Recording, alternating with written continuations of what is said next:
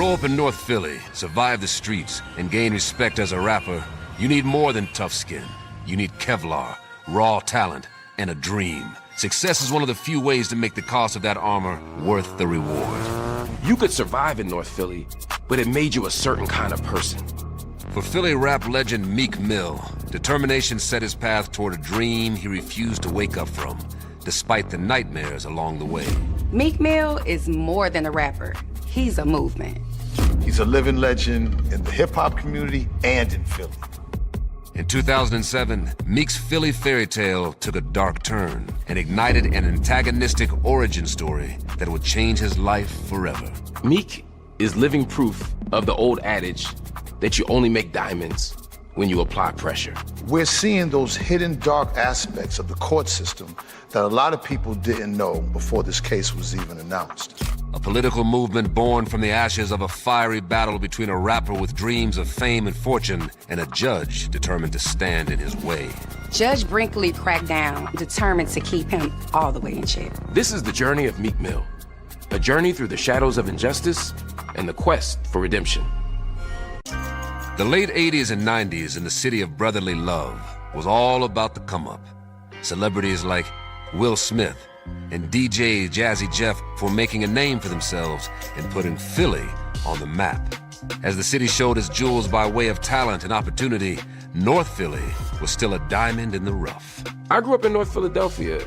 My neighborhood, like every part of North Philadelphia, was filled with lots of things. There was love and there was community, there was joy, but there was also a lot of violence. There was a lot of poverty. There was a lot of drug addiction. There were crumbling schools. And during that tough time, one of the biggest rappers of the 21st century would be born in that tough place. Robert Rameek Williams was born in Philadelphia in 1987. His mom, her name was Kathy Williams. Meek Mill's father, Robert Parker, was killed in 1992 attempting a robbery, and Meek was only 5 years old. With his father gone, Meek would learn difficult lessons while finding his way as a brother, a son, and the man of the house. He frequently recalls this shift in his life, vocalizing that at a very early age, he developed a sense of responsibility and the urgency to conquer the obstacles facing his mother, his older sister, Nashima, and himself. Because he lost his father, much of the upbringing, much of the community, much of the protection that he received came from his neighborhood. It came from brothers on the corner. It came from old heads up the block. It came from people who may have wanted him to be okay, but also were engaged in some activities that were a bad influence on him. 5 years old is a really, really early age to activate your survival mode. Meek Mill grew up surrounded by hard times and hard consequences, a hood teetering with crime and cops. Being from North Philly, Meek Mill knew what it meant to grow up around poverty. He knew what it meant to grow up in households that didn't have fathers. He understood what it meant to have to be a survivor from day one. At this time, North Philly was becoming a center for drugs, violence, robbery, and homicide. For Meek, it may have been difficult to be a child trying to do the right thing. Despite the hardships of growing up in the projects, Robert Rameek Williams had a passion that kept him focused on a future beyond the world around him: rap. Coming up in North Philly, everybody wanted to be a rapper. So you spend a lot of time having lunchroom battle raps. You spend a lot of time on the block sharpening your skills. Some people didn't even know that Meek was a battle rapper. I mean, that's how he started. In Philly, guys would just be on the block and then you would just spit without no beat and just go against one another. And it's real loud, spit going flying everywhere, people standing right around you. That's the purest form of hip hop, is when it's mano y mano, it's me against you. And you know, Meek did it really well. You see that artistry and you see that talent and you see that tenacity in Meek Mill's raps. Even the most promising and talented individuals could find themselves influenced by the mischief of the Philadelphia streets. The smorgasbord of temptation left something for everyone, and trouble wasn't hard to find. Meek was a quiet and focused kid and was friends with drug dealers growing up, and he lost a lot of friends to the streets. At 14 years old, Robert Williams knew he had what it took to throw down with the best of the best. He started making a lot of noise, doing collabs with people. He started making a name for himself real young in hip hop. Meek joined a group called the Bloodhounds in 2001, which was one of the hottest up-and-coming rap groups in the city. Meek wanted it bad. His hustle, his work ethic. You know, he watched his mom. He watched his mom being a hustle, and that's what motivated him. That's what gave him the drive, and, you know, he hasn't stopped since. Success found Meek Mill, whose years of hustling finally paid off in the following years. Eventually, Meek Mill would go on to become one of the biggest rappers in the world, winning awards, topping charts, and garnering fame and notoriety. Meek Mill rose from battle rapping on local streets to a hometown hero, pouring cash into the city's schools and bailing out 20 women for the holidays. Riding the high of charity in 2017, he released his third studio album, Wins and Losses. On August 16, 2017, Meek Mill is on The Tonight Show, a big moment for anybody's career. But little did Meek Mill know that after his performance promoting Wins and Losses, he would quickly go from the win of a televised performance to an immediate and dramatic loss.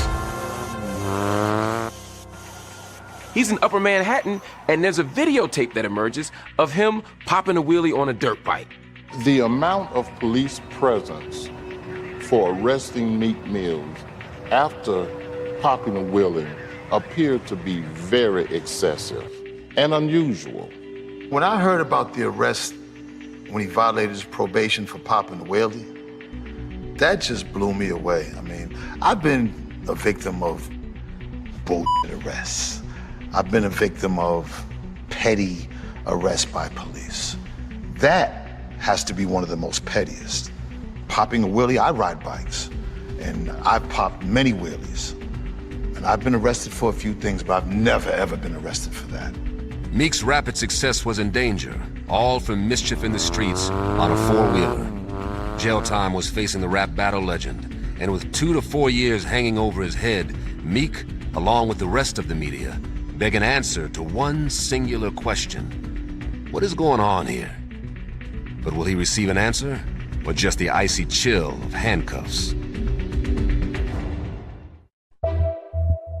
After a lifetime of grinding, committing his craft and fighting his way into the spotlight, Meek Mill is on top of the world. That is, until a seemingly inconsequential arrest uncovers a decade of legal woes. From rap battles to court battles, Meek's fight appeared to be far from over. A rising young star, only 30 years old, finds himself sentenced to 2 to 4 years in prison following an arrest for popping a wheelie. The media erupts into a confused frenzy. A superstar rapper facing hard time for doing a trick on a dirt bike? Meek went from promoting his album on late night TV to immediately facing 2 to 4 years in prison for felony charges and probation violations. When Meek Mill walked into that Philadelphia courtroom in 2017, Judge Janice Brinkley made headlines by sending him back to prison for popping illegal wheelies while on probation. On that day, Meek Mill got in more trouble for a dirt bike than maybe anybody in American history. But to trace the line from popping a wheelie to 4 years in prison, you must first follow the thread all the way back to the very beginning. His legal saga began in 2007 with a dramatic arrest on drug and weapon charges during an alleged undercover deal in Southwest Philly. Growing up in North Philly, where Meek Mill grew up, it's definitely not difficult to find yourself in a negative encounter with a law enforcement officer. But when Meek opened the door to leave his cousin's apartment in January 2007, he was met with more than just the Philly streets on the other side. So in January of 2007, Meek Mill is walking down the street, going to the corner store, he says. At this point, the police arrest him. Reportedly, he was beaten and arrested by an entire entourage of police officers. I mean, it was police brutality, plain and simple. He was a teenager, he was bloody, black eye. He even had some of his braids ripped out. And Meek says that they use his head as a battering ram to open a door. Once inside, police searched for evidence, throwing the apartment and Meek's life into chaos. They were looking for evidence to tie him to a crime that they allegedly witnessed, and they didn't care what they had to do to make them right. The evidence was recovered. The suspects were arrested, but the question remained, what was the crime? Officer Reggie Graham was one of the primary officers and the key and only witness ever brought to court against Meek Mill. On January 23, 2007, Philadelphia Field Narcotics Police Officer Reggie Graham says that he saw Meek Mill sell crack to a confidential informant. The next day, Meek is arrested and brought in on drug charges. Cracking down on drug activity was a constant priority. So, when an officer insists your involvement, it's taken seriously. Innocent until proven guilty becomes a blurred line. And for Meek's encounter, this was more than a suspected drug arrest. Reggie Graham had said that when they went to make an arrest, that Meek Mill had ran from him, and while they was chasing him, Meek had actually pulled out a gun and started threatening him. Now, according to Meek, he'd already ditched the gun and he wasn't carrying a gun when he was apprehended. Under these circumstances, he didn't stand a chance. Following his arrest by over 20 police officers, Meek Mill was put on trial in front of Judge Janice Brinkley. On August 19, 2008, Meek Mill for the first time enters Judge Janice Brinkley's courtroom. And he's facing drug charges and gun charges. The judge in this case had already had a bad reputation in the Philly court system. She was known for being cold, calculated, and unreasonable. Judge Janice Brinkley was most known for her relentless pursuit of probation violations in her cases. The trial began and Meek found himself up against the entire system, standing on his own. In court, Officer Graham took the stand and told the judge that he witnessed the alleged drug deals firsthand from his cruiser, and he saw Meek Mill run from the police and point a gun at them. Typically, if an officer takes a stand and says that a gun was pointed at him or her by a defendant, that is going to definitely hold weight. Graham's testimony would end up being the killing blow for the case against Meek Mill. Now, in most cases, a weapons charge like Meek's would result in house arrest and a fine. But on this day, in Judge Brinkley's courtroom, he received a 22-month sentence in the county jail and 8 years of probation. Meek was found guilty on 7 of the 19 charges brought against him. 4 of those charges pertain to possession of a firearm and aiming at an officer. What was quite interesting about the Meek Mill situation was that the sentence was less than the time he was on probation, which caused into serious question whether or not this judge was actually following the law. Meek Mill's musical prowess earned his status as one of hip-hop's elite. Meek was sent to the big house to carry out the sentence on a crime he claims he didn't commit. Now, at the same time that Meek is in the middle of legal woes, his music career is starting to take off. Just a few days after that sentence, Flamers comes out, and it's the hottest mixtape on the streets. Meek's career took off at a sprint, and in 2012, he took the world outside of Philly by storm with the release of his debut album, Dreams and Nightmares. Dreams and Nightmares. Oh my God, I remember that. That's my guy.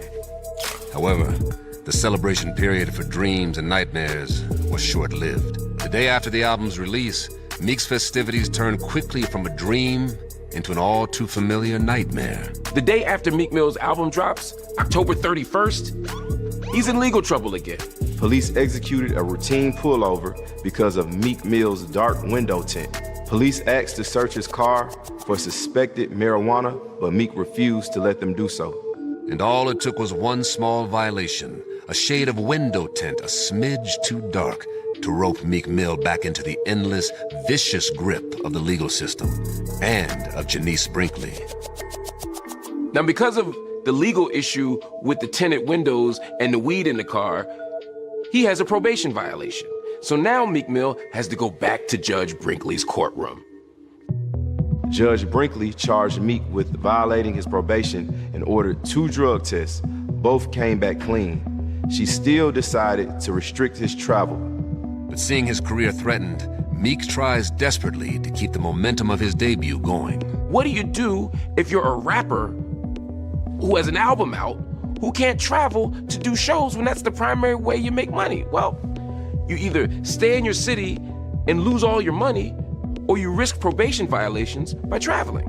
When Judge Brinkley found out that Meek had booked concerts, she was livid. She put Meek on house arrest to the end of the year, knowing how much that would set him back. And this is where I believe the back and forth between him and the judge really began. That game will go on for a long, long time. What started as a simple arrest for a run-of-the-mill suspected drug deal turns into a lifelong feud between a young rapper trying to get his shot at fame and a judge who's in a white-hot pursuit of justice. But when the two forces collide, who will prevail against a system built to suppress? Can one singular man even stand a chance?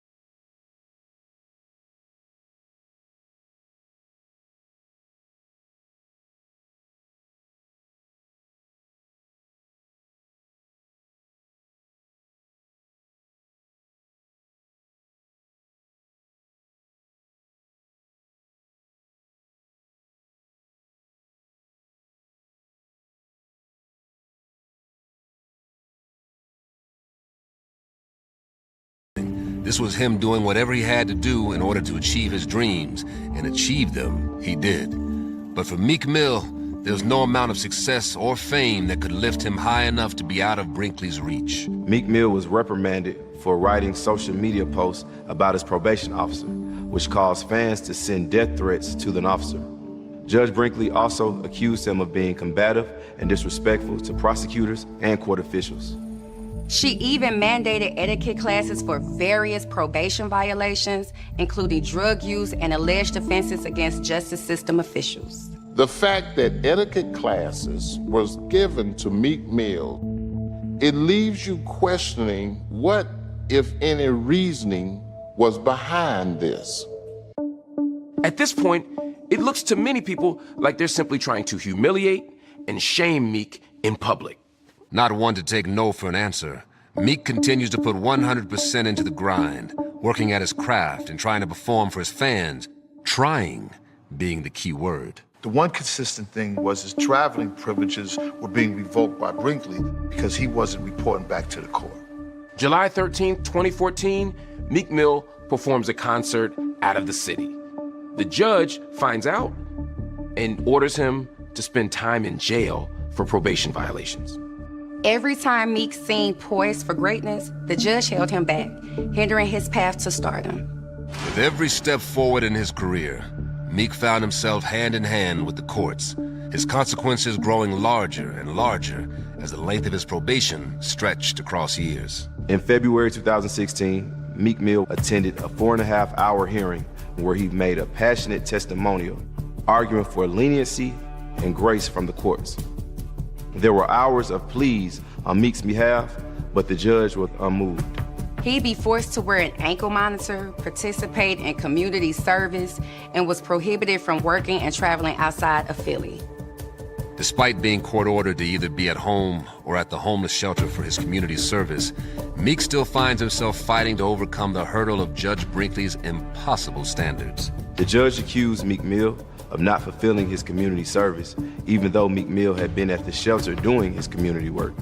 According to Brinkley, she made a surprise visit to the homeless shelter that Meek was ordered to do his community service. When she got there, she sat at a table to blend in and observe. And she was astounded by what she saw. He was helping bagging up clothing donations for the homeless, but Judge Brinkley wanted him to serve food, so because of that, she held him in violation. I mean, it was low-key harassment.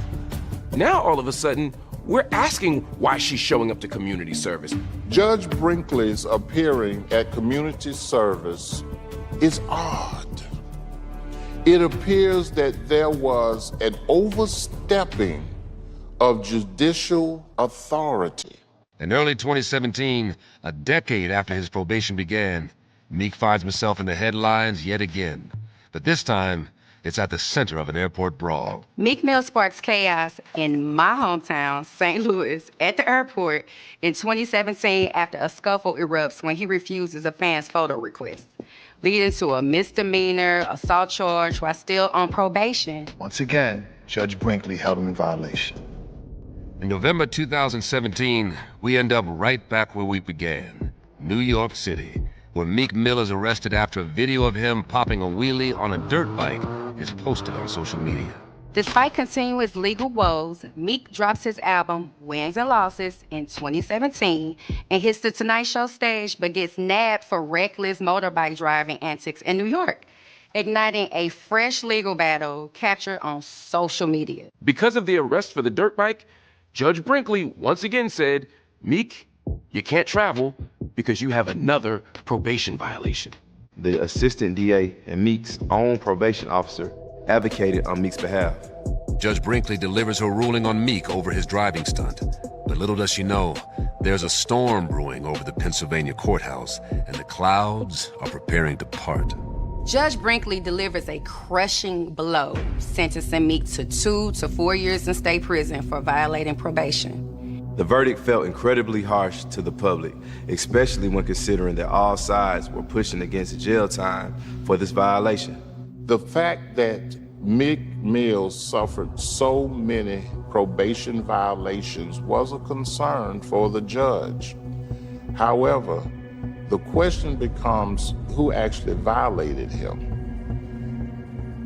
It doesn't make any sense that he suffered all of these violations and it continued over the amount of time that it did.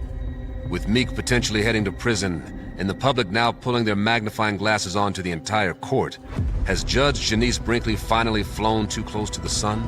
But will she actually get burned? Or will she just watch as Meek Mill goes up in flames?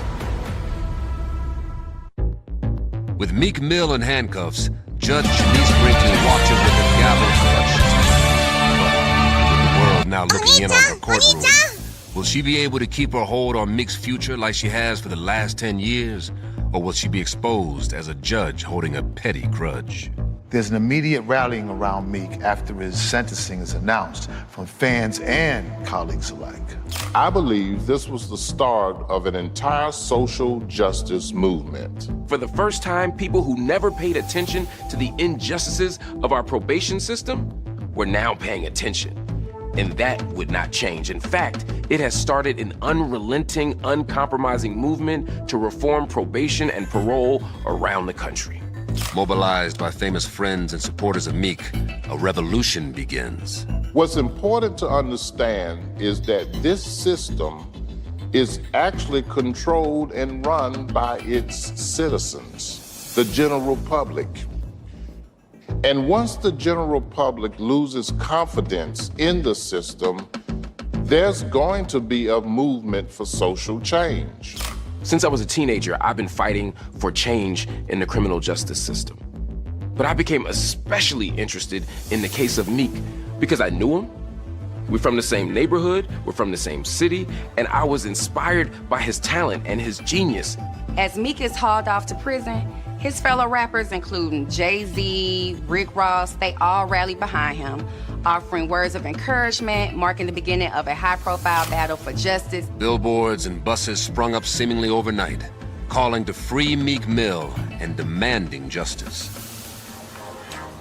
On November 14, 2017, #FreeMeekMill buses swarmed Philly's police headquarters, followed by a massive protest involving celebrity backing and support from stars like Julius, Dr. J. Irving, rapper Rick Ross, as billboards demanding Meek's release spring up all across the city.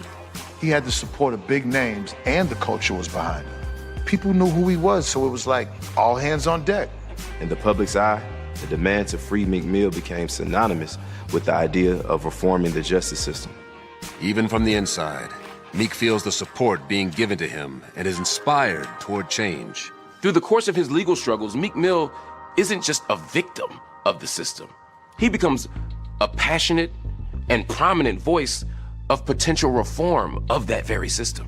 Despite incarceration, Meek joins a criminal justice reform panel on March 13th, declaring himself a voice for the voiceless and amplifying the call for change. The public is in full support of a free Meek Mill and reformed prison and probation systems. But the major problem, Meek is still in prison. Enter private investigating firm QRI. QRI is a private investigation firm founded by Luke, Brendel Kim, and Tyler Marani. QRI was brought in to help overturn Meek's conviction and get him out of prison. The law is set up where wrongs that have been done are always open to be overturned. The question is, who can do it and how do they do it? It starts off by finding new evidence. To do that, they had to start at the very beginning, Meek's 2007 arrest. Luke and Tyler started at the very beginning with the thing that started it all, the alleged drug deal that Officer Reggie Graham said he saw Meek perpetrate. According to the original police report, Reggie Graham was parked in his police cruiser. That's when he saw a 19-year-old Meek Mill walk to a street corner and engage in drug activity. So Tyler and Luke parked their car exactly where the cruiser was in their report. And they realized something. It was impossible to see the apartment in the corner from that position. Given the evidence presented, the defense claimed there was no way Reggie Graham could have seen Meek Mills exit the apartment, engage in the drug deal, and then walk back home, like his official testimony states. And then the investigation turns to the other officers that accompanied Graham on the day Meek was arrested. There were 19 officers listed on the original documents as witnesses and participants in the arrest of Meek Mill. But Luke and Tyler discovered that there were more officers there. Why would they leave any of the arresting officer off the police reports? Meek's team tracked down one of the alleged missing officers who claimed Meek didn't in fact resist arrest or pull out a gun. Other officers corroborated this story as well. It's a question of, can we trust police officers? Can we trust judges? I mean, are we really to believe that Meek Mill pulled a gun out as a black man in North Philadelphia on police officers and somehow didn't get shot and was arrested without incident? That seems almost impossible. With the evidence piling up against Reggie Graham, the boys from QRI were beginning to prepare their cases when a final, crucial piece of evidence went public. Reggie Graham was listed in the Philadelphia District Attorney's Do Not Call list, including current and former police officers barred from testifying due to misconduct. Underneath his name, the list stated that Graham was being investigated by federal authorities for several acts of corruption and had retired before his scheduled hearing. Strike number 3.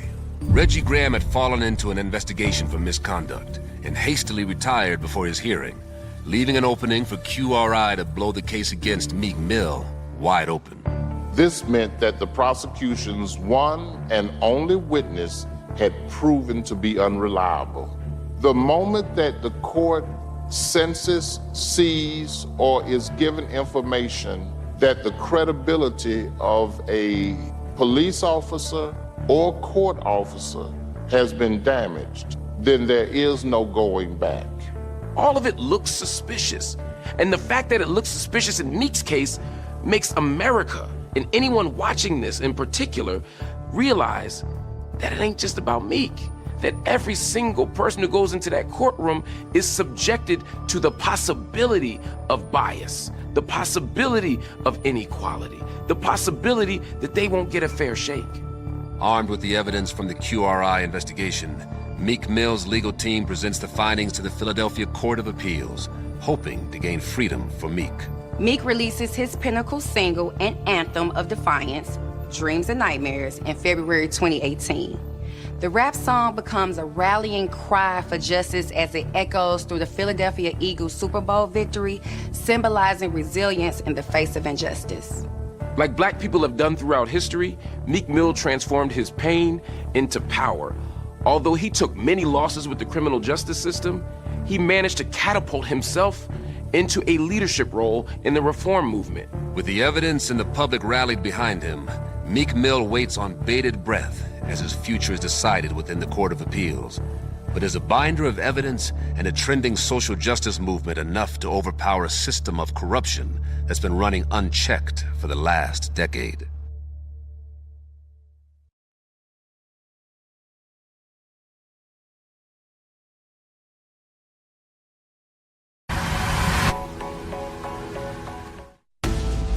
While the public was protesting and petitioning for Meek's freedom, a team of private investigators were preparing evidence. Meek Mill sits in a jail cell, waiting for the Philadelphia court system to decide his fate. And then, they do. After months of legal battles, the Pennsylvania Supreme Court orders Meek Mill's early release from prison, overturning his controversial 2 to 4 year sentence for probation violation. I think a high-profile case like Meek Mill's case keeps law enforcement and the criminal justice system on their toes. They know that all eyes are on them, so they have to make sure that investigation is done right. Meek's life is a story of racial injustice, economic inequality, corrupt systems. But like many people who face those systems, he pushed back, he resisted, he struggled, and he ultimately emerged victorious. With protests and demonstrations filling the streets and surrounding courthouses, billboards lining the roads, and celebrities leading the charge, the hashtag Free Meek Mill movement captured the nation's attention. Throughout the trial, a sea of voices echoed throughout the streets of Philly as hundreds rallied behind Meek Mill. They all was chanting, "Free Meek Mill," and demanding an end to systemic injustice. Each protest significantly helped steer Meek in the direction of freedom. After 10 years of being pulled in and out of house arrests, hearings, prisons, people were finally listening. Meek's story finally made the people realize the problems that have been plaguing our probation system for years. He has turned himself into a leader, not just for his city, but for the entire country, advocating for an entire overhaul of a broken system. For a decade, it was Meek Mill versus the entire justice system. And in the blink of an eye, the tides of the battle turned, and Meek found himself surrounded by support. The previous Pennsylvania governor, Tom Wolf, pardoned Meek of his original arrest, freeing him completely. In December 2023, the new Pennsylvania governor, Josh Shapiro, signed reforms to Pennsylvania's probation system, limiting when a person serving probation can be sent off to prison for technical violations. When Governor Josh Shapiro introduces a major probation reform bill in the state of Pennsylvania, who's standing next to him? Meek Mill. And Meek wasn't just a bystander in that conversation. He spoke at the podium. He talked about his experience, and he talked about the fight to get this bill passed. That day, that moment is proof that we can change society and that people can change their lives. Meek's case was overturned because of public awareness, because of public advocacy, and because of the public sentiment that this was a wrong and a miscarriage of justice. Meek Mill's activism is centered around prison and probation reform, working hard to prevent other people from being preyed upon in the same way he was. Meek Mill co-founded the Reform Alliance alongside Jay-Z and the New England Patriots owner, Robert Kraft. Meek is a trailblazer in criminal justice reform, penning a New York Times op-ed and co-founding the Reform Alliance, aiming to change laws and free 1 million people. With his own legal battles behind him, Meek is able to put his focus back behind his real passion, his music. In November 2018, Meek Mill put out his 4th studio album, Championships, and was met with critical and commercial acclaim. Despite legal battles, Meek Mill's musical prowess earned him a Grammy nomination in 2020, solidifying his status as one of hip-hop's elite with an estimated net worth of $20 million. You know, Meek is a young guy from Philly who has a gift of words and lyrics. People just was happy to see him doing what God put him on this earth to do. By the time the 2020s rolled around, it really did seem like Meek Mill was getting the last laugh. As of 2023, Judge Brinkley, under fire for her handling of Mill's case, is reassigned amid disputes over criminal justice reform, facing allegations of discrimination and retaliation as her re-election looms. After Meek Mill's case, the judicial leadership started looking into several of Judge Janice Brinkley's cases. They found a paper trail of seemingly illegal sentences. After a failed re-election bid, Judge Janice Brinkley found herself cast out of her own courtroom, all at the hands of the public that rallied behind Meek Mill and against her.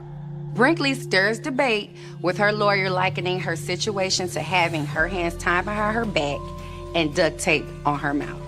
People saw that a judge went well beyond the authority and decency of fair and impartiality of this particular individual. And when they saw it, with the help of many people, they rose up, and it did change our system in Philadelphia and perhaps beyond. Meek kept receiving backlash from the court system. When Meek scheduled new concerts against her orders, she placed him on a 90-day house arrest, effectively halting his career momentum. Meek Mill has been extraordinarily successful despite all of his legal challenges. But the fact remains, he is still hampered by his past. He still is limited by his felony convictions. He still has had losses financially and reputationally that he can never recover from. Finally, Meek's battle with Judge Brinkley was over, and Meek Mill didn't hesitate to make up for lost time.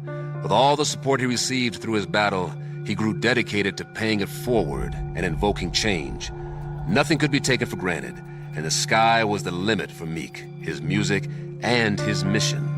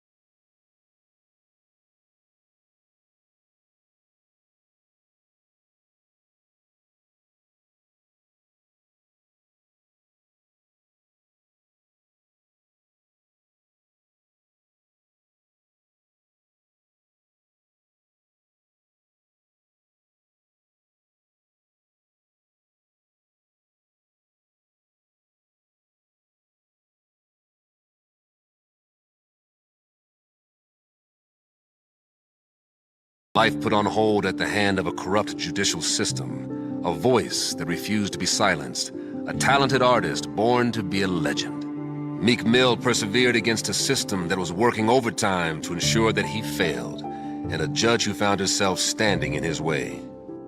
Long after the record stopped spinning, the impact of the work done by Meek Mill will be felt by those seeking justice from the justice system itself. Through the dreams and the nightmares, Meek Mill turned his pain into purpose.